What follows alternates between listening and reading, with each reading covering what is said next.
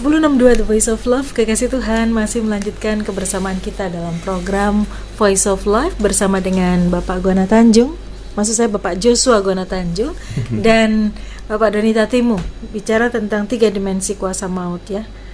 Anda harus mendengarkan apa yang disampaikan secara lengkap supaya Anda tidak mengertinya setengah-setengah ya. Kalau terlewat nanti Anda bisa pesan rekamannya atau Anda bisa saksikan apa yang disampaikan Pak Guana di YouTube channel kami di Radio Sangkakala Surabaya. Pak Guana dan Pak Doni, kita akan tanggapi pertanyaan. Silakan kekasih Tuhan yang mau menyusul, Anda bisa hubungi 031 5046 SMS WA 0813 330 60.000. Ada Ibu F yang bergabung. Shalom Pak Guana. Bagaimana menghalau kecemasan berlebih? Karena kenyataannya virus corona tidak pandang bulu. Atlet yang sehat pun bisa kena. Selama ini saya jalani saja himbauan pemerintah untuk di rumah saja. Nah, saya ini punya anak yang pekerjaannya mengharuskan keluar rumah tiap hari. Inilah yang membuat saya khawatir. Yang bisa saya lakukan, ya saya doa saja supaya terhindar dari virus ini. Terima kasih, Tuhan berkati. Menghalau kecemasan berlebih, bagaimana caranya? Orang berani itu bukan nggak punya takut. Rasa takut ya. Tapi dia tidak mau menyerah dengan rasa takut.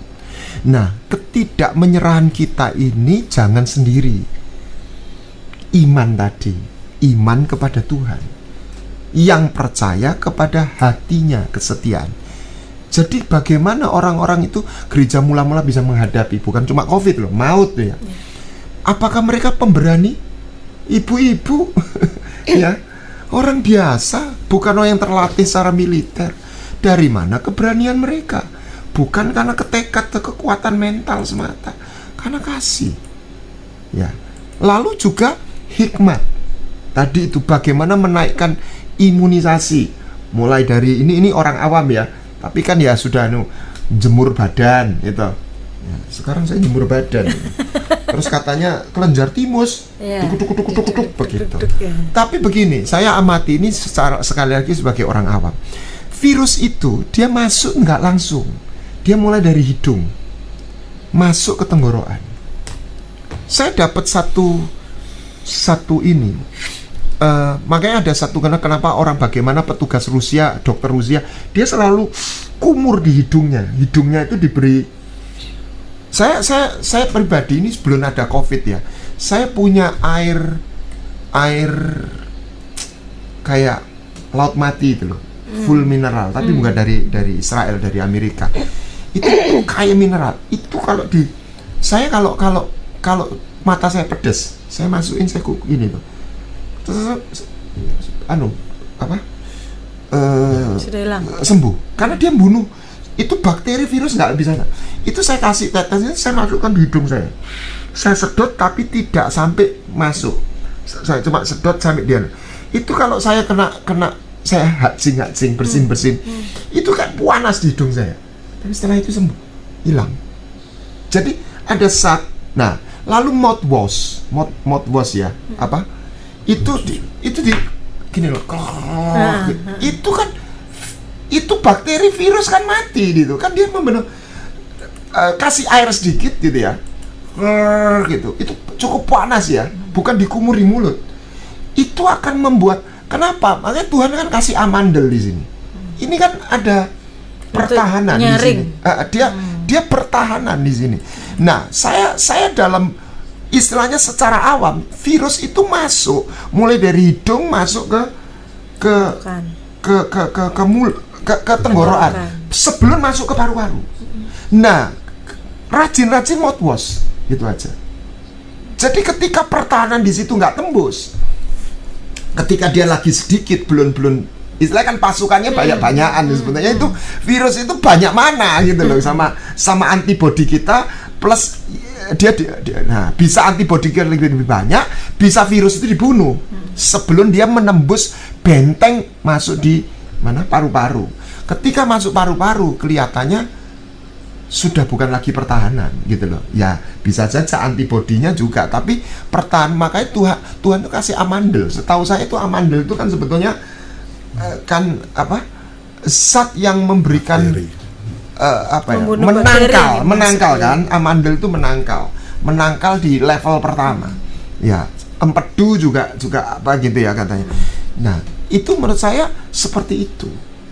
Jadi sebelum masuk dari situ, dari gambaran secara hikmat dan secara iman dan khususnya cinta Tuhan, gitu, kesetiaan Tuhan. Tuhan itu kan juga cinta dan juga ada kebenaran, ada hikmatnya. Ya, mestinya kita tidak perlu berlebihan. Percaya Bu, tumpang tangan sama tangan anaknya Ibu tiap pagi sebelum berangkat. Perjamuan kudus. Ya, saya orang yang setuju, orang yang sudah ngerti, silahkan melakukan perjamuan kudus. Ya, saya tidak katakan harus tiap hari, tapi mungkin dalam hari-hari diingatkan kita melakukan perjamuan kudus. Dan di situ mengingatkan, sekali lagi mengingatkan kita kepada perjanjian, kesetiaan Tuhan kepada kita. Di situ kita dikuatkan. Saya beberapa kali dengan keluarga melakukan perjamuan kudus di rumah. Saya punya anak sama mantu.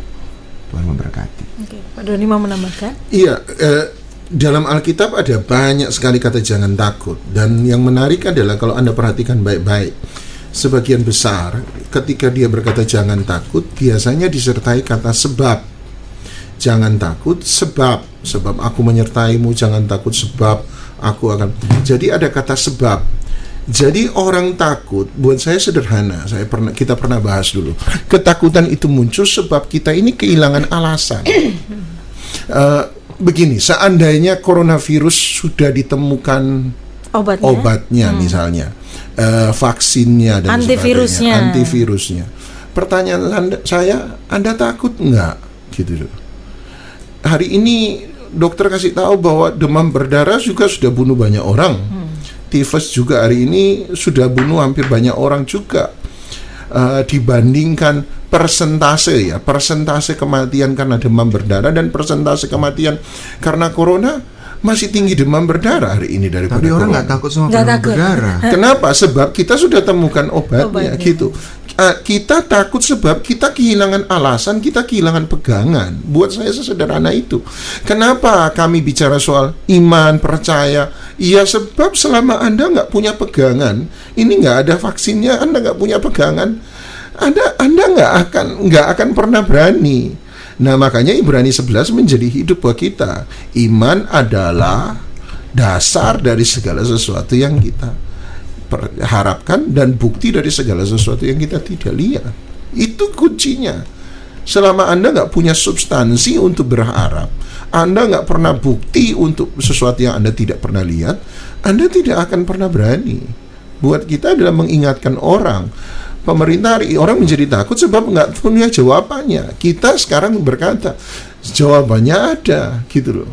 Kekuatan Tuhan dalam kehidupan kita, pertolongan Tuhan, jalan-jalan Tuhan, rencana Tuhan, kan itu, gitu. Makanya berani sebab Anda itu punya alasan untuk percaya, alasan untuk berharap. Itu aja kira-kira. Okay. Saya pribadi saya mau share beberapa item yang oleh kemarahan Tuhan saya tidak diliputi ketakutan, tapi saya tidak katakan itu lahir dari keberanian saya. Begini, ini mungkin Anda bisa ketawa begini. Saya dulu pernah belajar karate dan ada seorang master karate yang wajahnya nggak bengis, justru ramah. Kalau cerita tuh seperti anak kecil. Cuma dia kalau istilah orang tuh stubborn gitu ya. Stubborn itu keras kepala. Dia nggak mau kalah gitu, nggak mau sampai ngeyelan gitu ya. Sampai dia latihan sampai sekian tahun di gunung menjadi legend ya. Terus dia membuktikan bukan karena dia mau orang ya. Pemimpin bela diri ditantangi. Itu ada satu film namanya Fighter of the Wind itu ya. Terus dia bilang gini, ditanya, emangnya lu tuh nggak takut? Bapak itu kan? Ya gue juga takut. Kamu nggak takut? Ya, dia sampai berhadapan dengan samurai dan dia menang. Saya nggak bisa bayangkan gimana sih. Ternyata kemampuannya dia memang matanya tuh bisa cepat seperti Spider-Man gitu ya. Jadi makanya dia bisa lihat sabetannya samurai itu kelebihannya dia ya gitu ya. Tapi dia jawabannya menarik buat saya. Saya itu takut untuk luka. Kalau fight itu juga terluka atau mati. Tapi saya itu lebih takut kalau saya itu jadi orang cripple, saya itu lumpuh, saya nggak bisa apa-apa, hidup nggak bisa apa-apa. Atau yang saya bahasakan, saya itu lebih takut kalau saya jadi penakut. saya bahasakan, saya ini pribadi, saya selalu bilang, saya minta hati seorang anak. Saya bilang gini, tentu saja kan ada rasa secara logika, ya ini gimana ya, ada begitu. Tapi begini, yang tadi percaya kepada kesetiaan Tuhan, ya toh, janji Tuhan tadi, alasan tadi, premise itu ya, bukan promise saja, premise itu dasar, alasan, ya toh, alasan ya gitu. Gini, saya seperti Paulus, saya kasih cerita, ketika Petrus, ini sejarah Via Dolorosa ya. Via Dolorosa, sorry. Petrus tuh katanya udah lolos nih, ya. Dia termasuk orang yang lolos gitu ya. Terus disapa Tuhan, Petrus, kamu kemana? Gitu ya. Kofadis. Kamu kemana ya? Saya lupa dialognya gimana. Ya gue lagi lari nih gitu ya. Gue dapet jalan ini, selamat ini. Loh, saya lupa, pokoknya istilahnya kan gini, loh, kan aku pernah minta sama kamu gembalakan domba-domba aku gitu ya. Saya lupa, nanti saya buka di dialognya persis kan ketemu di gerbang, dia mau lari, sama istrinya, ketemu Tuhan Yesus mau masuk, gitu. Dia tanya, Kofadis, kamu mau kemana? Aku mau pergi. Ketemu Tuhan Yesus itu kan, Yesus sudah bangkit kan, secara supranatural. Ini cerita Petrus mau mati.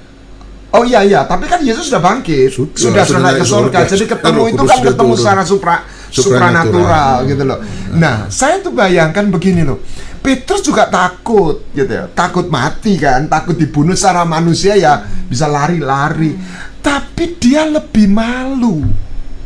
Saya tuh bilang gini, saya malu Tuhan kalau saya ini takut gitu. Saya tuh berkata begitu, kekasih Tuhan. Saya malu kalau saya tuh jadi penakut di hadapan Tuhan. Karena saya melihat Tuhan tuh kasih. Loh kok saya takut? Saya malu. Petrus tuh, saya bisa petakan, Petrus tuh malu disapa. Tuhan gak marah loh ya. Tuhan gak marah. Ngapain lu lari gitu ya? Ngapain lu lari? Dia tanya, itu cuma ditanya kemana, dia sudah maju ya. Petrus bilang dia mau pergi. Dia tanya Tuhan Yesus, Kofadis, kamu mau kemana? Dia bilang, aku mau masuk, mau mati buat kamu. Kan nyender itu. Tuhan tuh gayanya tuh begitu. Jadi akhirnya dia balik, dia bilang, dibuat malu gitu loh. Malu dong. Kamu katanya kamu memimpin jemaat, kamu kok lari? Petrus tuh malu, bukan dihukum. Saya bilang, Tuhan, aku nggak pingin malu.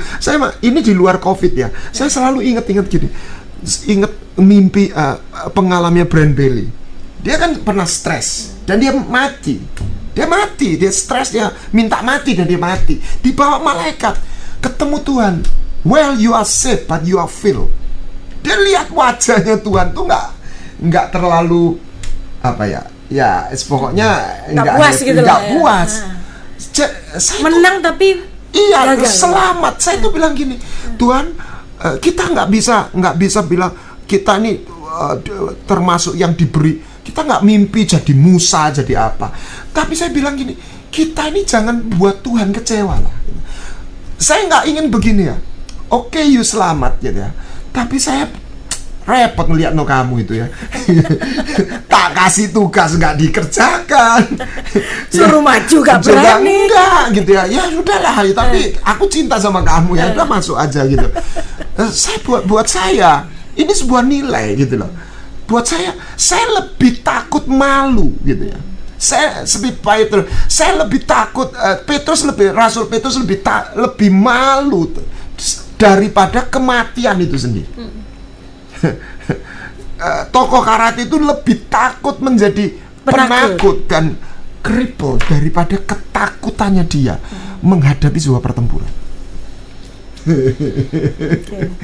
Ya, itu yang minggu lalu kalau saya bilang, kita tidak dipanggil untuk menderita, kita dipanggil menolong orang menderita. Ya. Tapi kalau kita harus menderita bersama dengan orang menderita, itu konsekuensi panggilan. Ya. Ya. Itu konsekuensi penting. Kalau Pak Guana dari sisi prajurit ya, berapa kalau Anda prajurit maju, kalaupun kena peluru ya wes sudah. Gini, masuk ya saya bilang saya betul. Gunakan hikmatnya gini, keselamatan. posisinya siapa Anda? Saya bilang, kalau ini COVID siapa yang kita sampai terharu? Siapa yang bekerja keras mati-matian? Tenaga medis. Lah kita apa dipanggil seperti itu? Ya enggak, kita nolong juga enggak punya sertifikat dan kita saya bilang waduh, kalau saya jadi dokter sampai ada jangan takut kalau menyekolahkan anaknya ke dokter. Sekarang ada orang-orang waduh jadi dokter nih menderita ini. Dulu jadi pendeta menderita. menderita gitu ya. Nah, kalau saya seorang dokter paru dan saya tinggal di rumah, yang di depan, ya? Saya sembunyi di rumah, saya bilang celakalah saya. Ya. Kalau saya rakyat biasa dan saya nggak lakukan itu, ya fine. Saya bilang fine. Saya nggak blaming you. Saya ahli paru, kemudian saya sembunyi. Ya, itu no. If I'm the servant of God, saya diberi tugas sesuatu, saya do nothing, celakalah saya. Desersi namanya. Ya. Kan begitu. Nah, loh saya nggak apa-apa, saya nggak apa-apa, nggak apa-apa. Tergantung itu siapa. Ya siapa saya? Ya cari ODW saya bilang. Siapa Anda? Temukan dia. Anda harus temukan diri Anda siapa Anda. Saya nggak blaming Anda. Ya. Dan sekarang kelihatan kan siapa kita. dengan tekanan-tekanan seperti ini kelihatan sesungguhnya siapa kita, Pak. Nah, yang kita perlu itu alami adalah perlindungan sorgawi. Ya. Kalau tidak dikatakan perlindungan supranatural, maupun natural, Tuhan bisa melakukan natural dan supranatural. Yang kedua, pemeliharaan sorgawi, ilahi, natural dan supranatural. Provision for bukan hanya apa? Provision for the vision. Provision and protection for the vision. Okay. Ya, jadi kekuatan, perlindungan dan pemeliharaan. Oke. Baik, kita coba ke penelpon, Mbak ya. Shalom Sangkakala, selamat pagi. Iya, shalom, selamat pagi. Pagi. Dengan Ibu siapa? Ibu Suci. Ibu Suci. Ya, saya salam untuk Pak Guana ya. Salam hormat. Saya terima kasih dengarkan firman Tuhan ini tadi loh. Katanya Pak Guana, firman Tuhan ini ya dan amin. Memang betul Mbak Wahyu. Setelah saya dibaptis itu saya penasaran siapa sih Tuhan Yesus yang saya ikuti. Saya baca dari awal sampai akhir. Banyak merubah hidup saya Mbak Wahyu. Yang luar biasa. Maupun sekarang Mbak Wahyu, saat ini ada apa ini? Corona ya katanya. Itu ditulis di Wahyu 3 ayat 10 itu loh. Saya baca kok sudah ditulis sama Tuhan ini ya, luar biasa. Makanya setiap hari saya baca Mazmur 91, saya doa biar dilindungi terus.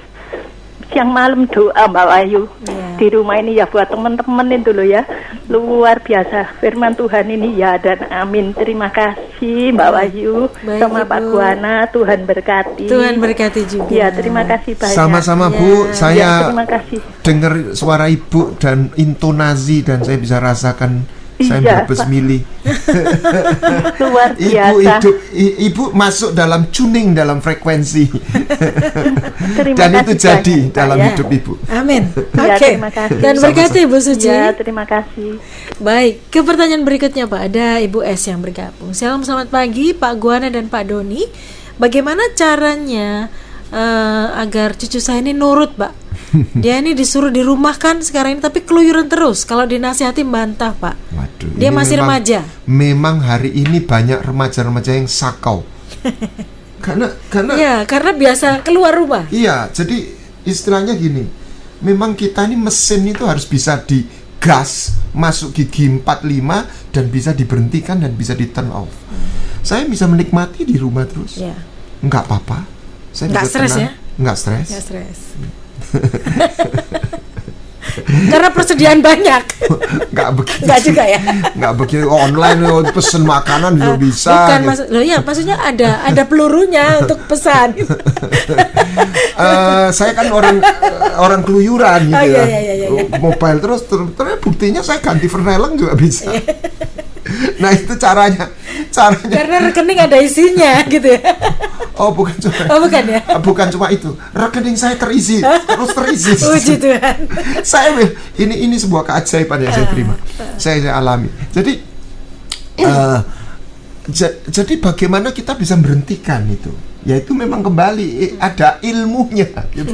Ada ilmunya masuk gigi 45 dan ilmunya masih gigi 0. Gigi 0 dan bisa berhenti, jangan mati mesinnya, tapi gigi 0 gitu ya. Tenanglah, be still knowing I'm God gitu ya. Itu ada firman yang begitu. Jadi ya waduh itu susah ya. Memang harus dibawa dalam hadirat Tuhan. Harus diciptakan home sweet home. Saya punya rekan guru yang dia teriak dia bilang, "Pak, murid saya teriak semua ini." Karena apa? Ya ini orang-orang prasejahtera ya. Rumahnya satu kamar itu 5 orang. Jadi dia harus di rumah dan rumahnya ini sempit. Nah biasa dia keluyuran datang rumahnya untuk tidur. Nah dia sekarang harus stay at home. Dan itu menyiksa ya? Menyiksa. Itu aja sudah menyiksa. Ya.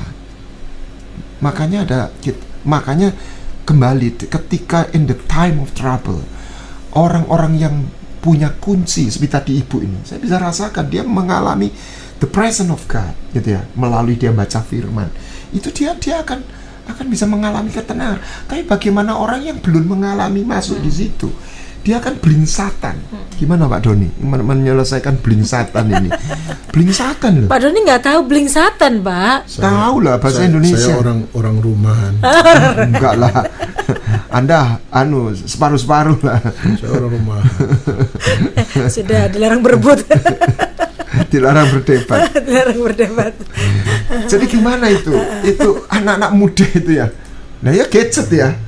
Tambah gadget gitu ya. Tapi ya gimana? Gadget kan butuh pulsa. Pulsanya kan biasanya dia free wifi dia saya orang rumahan. Ya deh. DVD selesai. Baca buku selesai. Nanti selesaikan di off air ya tentang orang rumah dan orang luar ya. Pak Guana bisa disimpulkan dari perbincangan pagi hari ini dan silakan tutup dengan doa. Seperti kitab ratapan, kasih Tuhan itu baru setiap pagi. Jadi ada supply kasih setia. Bukan hanya sebuah konsep yang kita dapat, pengertian itu setelah itu tiap hari disuplai. Baru setiap hari, tidak berkesudahan kasih setianya. Dan kita meletakkan kekuatan kita, iman kita kepada kasih setianya. Ya, sampai saya sadar orang mati itu bisa setiap saat. Nggak harus kena COVID, bisa di tempat tidur, bisa. Tahun lalu saya kena DB dan turun sampai 16.000. Itu sudah di perbatasan 10.000 harus infus. Dan saya sadar di titik itu orang bisa mati setiap saat. Dan dokternya udah khawatir, yang dokter penjaganya tanya ada pendarahan enggak nanya. Dan saya melihat beberapa orang, teman kenalan yang mati mendadak ya dan sebagainya. Setiap orang bisa meninggal, tetapi yang menentukan apakah kita dalam hadiratnya, apakah kita berkenan di hadapan Tuhan. Kita nggak sempurna, kita rasanya masih jauh dari sempurna. Bukan saya nggak punya iman untuk sempurna ya, tapi memang Tuhan bilang jadilah sempurna. Tapi buat saya sempurna secara tekad, secara attitude, doing the best. Nah, Tuhan itu yang buat saya. Tadi yang saya kerucutkan, saya lebih takut malu di hadapan Tuhan daripada ketakutan itu sendiri yang saya harus hadapi. Ya, satu porsi secara manusia juga ada, ini gini, ini bahaya dan sebagainya. Tapi saya nggak ingin malu dan saya tidak ingin melihat Tuhan itu kecewa. Tidak harus kita jadi hebat, tapi kita jangan sampai kita nggak selamat. Tapi level berikutnya jangan sampai membuat Tuhan itu kecewa. Itu aja. Dan itu adalah harta yang kita tidak boleh kehilangan. Seperti tadi ibu tadi itu betul-betul tenggelam dalam kasih Tuhan. Dan percayalah, Anda akan mengalami sebuah damai sejahtera yang supranatural. Dan di situ Anda akan mengalami hadirat yang supranatural. Di situ Anda akan mengalami perlindungan yang supranatural. di situ Anda akan mengalami pemeliharaan yang supranatural, di situ Anda akan mengalami kuasa yang supranatural. Mari kita berdoa. Bapa yang baik, kami datang kepadamu dan kami mempercayakan hidup kami sepenuhnya kepada kasih setiamu. Kiranya roh damai sejahtera, roh iman, roh kasih boleh melanda dan melingkupi kami, membuat kami menikmati hadirat-Mu, membuat kami mengalami sukacita akan kebaikan-Mu, dan membuat kami mengalami perlindungan-Mu. Kami boleh disembunyikan di dalam bait-Mu, tempat rahasia-Mu. Tuhan, kami sungguh menjadi satu kesempatan untuk kami melihat bagaimana campur tangan-Mu Tuhan di dalam masa-masa yang sulit. Karena bukan hanya pengusaha, tetapi juga hamba-hamba Tuhan gereja hari ini diuji, bukan hanya secara perlindungan penyakit, tetapi secara ekonomi, secara keuangan, bagaimana mereka melihat pemeliharaan-Mu dan penyediaan-Mu. Tuhan, terima kasih. Biarlah lepaskan damai sejahtera-Mu atas setiap kekasih Tuhan saat ini, lawatan-Mu, dan dipatahkan semua roh ketakutan, dipatahkan semua kuasa maut yang mengintimidasi, yang membuat gelisah, yang membuat kami hidup dalam kepanikan dan ketakutan. Biarlah kami katakan, pujilah Tuhan hai jiwaku, dan jangan lupakan kebaikan-Nya di dalam hidupku, sehingga kami boleh melihat dan berjalan dengan iman yang teguh. Sekalipun kami harus melewati lembah bayang maut, kami tidak takut, karena kasih setiamu, penyertaan-Mu, hadirat-Mu menyertai kami. Lebih daripada itu, tongkat dan gadamu itu ada di bersama kami, sehingga kami melewati bahkan ular tedung pun kami lewati, karena kekuasaan dan keajaiban-Mu. Terima kasih Bapa, kami tidak hidup dalam realita, kami hidup dalam kebenaran firman-Mu. Di dalam nama Tuhan Yesus Kristus kami berdoa. Amin. Pak Guana, Pak Doni, terima kasih sudah menjadi berkat. Tuhan memberkati. Amin. Dan kekasih Tuhan, tentu sudah kebersamaan kita dalam program Voice of Life. Kekasih Tuhan dimanapun Anda berada, jangan menjadi takut dengan situasi yang sedang terjadi hari-hari ini, karena ketakutan itu menjadi sengat bagi dimensi kuasa maut. Ketika Anda takut, maka akan terjadi yang namanya pedang, sampar, kelaparan, dan akhirnya pedang terjadi dalam kehidupan kita. Jangan izinkan kuasa maut mengintimidasi Anda. Percayalah bahwa Tuhan kita jauh lebih besar dari setiap apapun yang terjadi hari-hari ini. Saya Wahyu Widiawati pamit, selamat pagi, selamat beraktivitas. Tuhan Yesus memberkati.